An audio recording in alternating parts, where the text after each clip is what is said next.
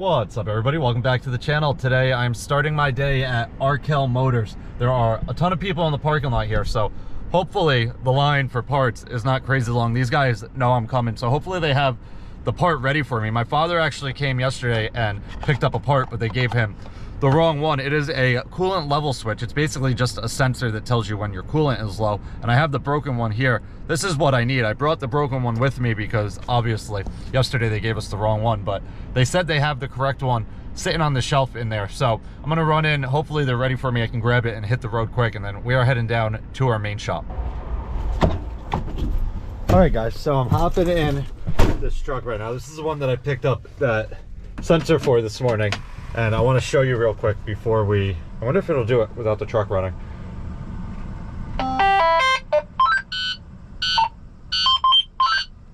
So wait to start.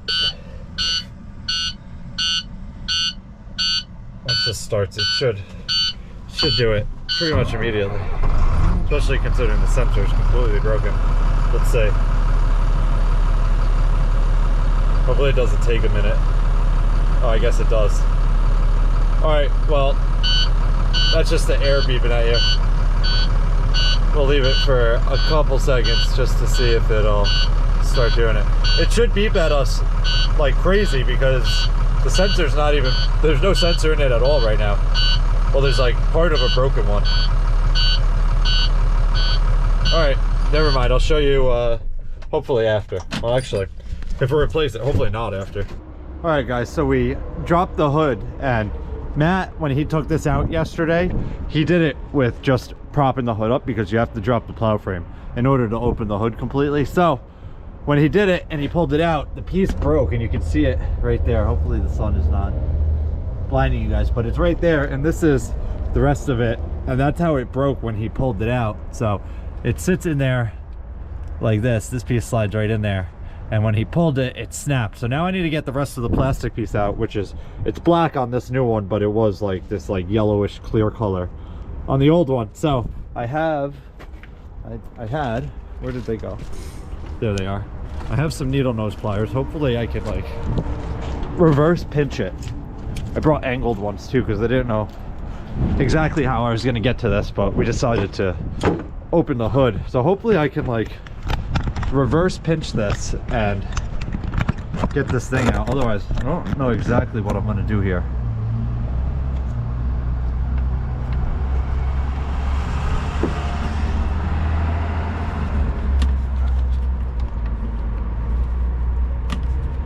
Yeah, that's like really in there.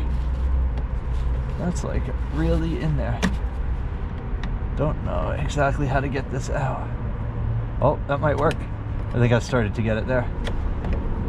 Put tension on it in like 2 different directions here.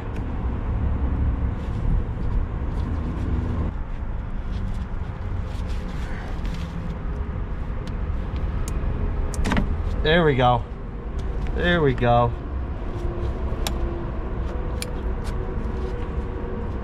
Although it's this whole sleeve in there, which when it breaks, it's definitely tough to get out. So, new one. So plug it in. Slide this right on in there.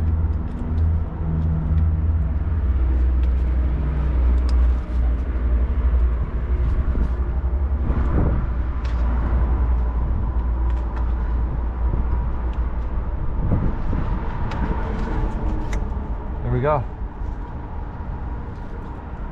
She's in. So this is the beeping thing it was doing before, but it didn't say oil/water. It just said coolant low. All right, so I don't know why it's still doing that. I'm gonna check the dipstick real quick and make sure it's not like milky, because that would be an issue, but this didn't really go down at all. So we're definitely not losing coolant. I let the truck run for like 10 minutes, but it could run longer. Let me grab a rag and then we'll check the dipstick real quick. I mean, that looks pretty good to me. Definitely not milky, so I'm not concerned about that really at all. I think maybe I'll just let the truck run. Engine coolant temperature. It's reading the coolant temperature at 70 degrees, but it's... I wonder if I start the truck.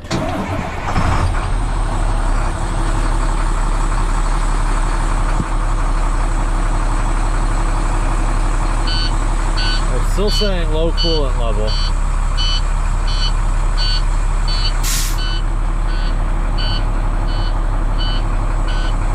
Engine oil pressure, 60 psi. That's what our, yeah, just below 60 is what our gauge is reading in the truck.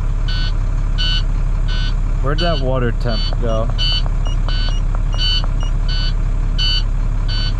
82. Let's see if it gets anywhere up above 140. And if the gauge moves with it. Alright guys, we're pretty much done for the day. We're just filling up my truck with diesel. We just topped off the liquid. Unfortunately, we ran into a little bit of an issue with 21, which is the white one that I put that sensor on earlier. We could not get the beeping to go away. I tried everything with our code reader and I couldn't clear it. It says I was clearing it, and it was even telling me like the coolant like code, and it said it cleared, and then sure enough it never cleared. Look at this. This wire got ripped out. Oh my god, we got to do something with this before I leave. Anyway, well, that leads me to the next thing. This truck is getting put through its paces tonight. We have a storm. We're all coming in around 3 a.m. It looks like ice and a little bit of snow. Unfortunately, we can't figure out the liquid on that. We think the pump might be seized up from sitting all summer. But the reason we have to run that and not the white truck, well, two reasons. One, the beeping was, oh, he locked this. I was gonna lock this. This tailgate was unlocked earlier. Somebody must have locked it. But anyway, we couldn't get the beeping to stop, so we tried unplugging where it is, and it's behind the dash, and it's the same plug that runs all of the controls for like your speedometer, your tachometer, and all that stuff. And when we pulled the dash apart, the wires that ran into the headlight switch, which is like, it's like your headlights, your heated mirrors and stuff like that, was all like really corroded. And when we pulled the dash apart, the entire like wire and the plug, the harness, everything like ripped apart. So sure enough, there's no headlights on that truck anymore, so can't use that tonight. But we loaded up the Peterbilt, parked this inside. We also loaded up the yellow TerraStar and parked this inside. They're both full of salt. That way when we get here, we have a little bit less to do in the morning, being that it's going to be 3 o'clock. So super early night, or early morning I should say.